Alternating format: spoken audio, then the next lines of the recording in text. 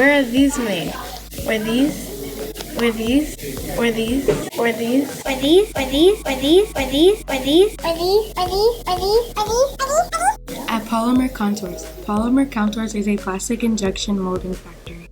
Their factory is in Allentown. We've gone from a 1,200 square foot room to a 15,000 square foot custom built injection molding facility. We are servicing customers from the industrial space through medical all the way up to marine and boat. And we have added not only machine capacity but custom automation, larger capacity machinery, and the ability to run many different materials than we were in the beginning. First, a mold is made. Prototypes are aluminum, and if they are ready, production molds are steel. This one weighs over 1,100 pounds.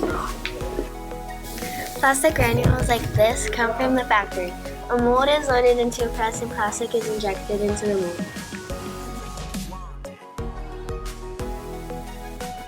The plastic granules get heated to hundreds of degrees, which melts them. Because they have 11 different machines, they can manufacture 11 different parts at the same time. They can make parts as small as 2 ounces or as heavy as 8 pounds. In addition to the 6 employees, they program robots to do some of the most repetitive and dangerous tasks. Some waste plastic, called runners, are produced.